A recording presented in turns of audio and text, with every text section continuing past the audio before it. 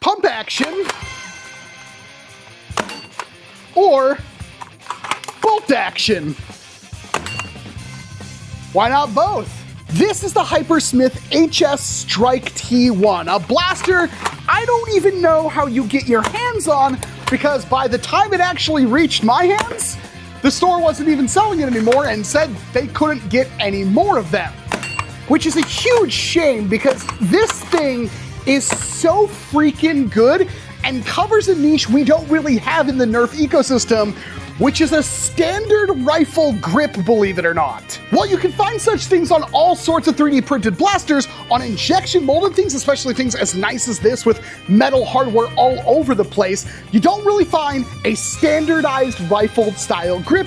Most of them are just pistol grips, which, you know, is great and all, but sometimes you want something a little bit different, and that's what the Strike T1 is. Out of the box, this thing was already hitting 200 something FPS, and I haven't even installed the upgrade spring that came with it.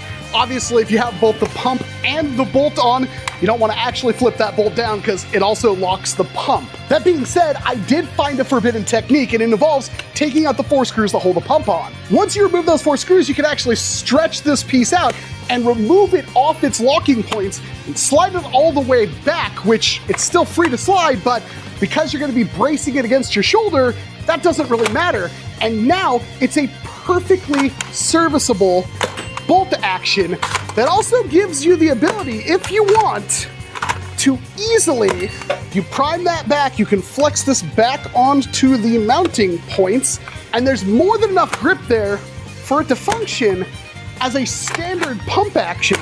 And the best part about that is, if you hold the trigger down, it's actually got slam fire. Now, the slam fire doesn't exactly work well if you don't have those screws in, so you kind of lose that feature if you go this route. But that is an extremely comfortable and effective way to use this blaster, and I kind of wish it was set up to do that out of the box, maybe with some extra locking points down here or something. This blaster has so much to give, and I'm kind of upset that you can't buy it anywhere. I'm not actually trying to sell you on this thing, other than the fact that I kind of hope there's some noise out there so that maybe this blaster will come back. Maybe the people who made it, Hypersmith, whoever they are, decides to bring this back, because it is an exceptional blaster. The build quality is awesome. The ergonomics are really good.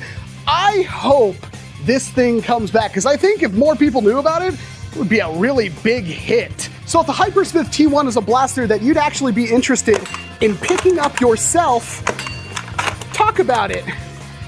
See if we can't get this bad boy back on the market.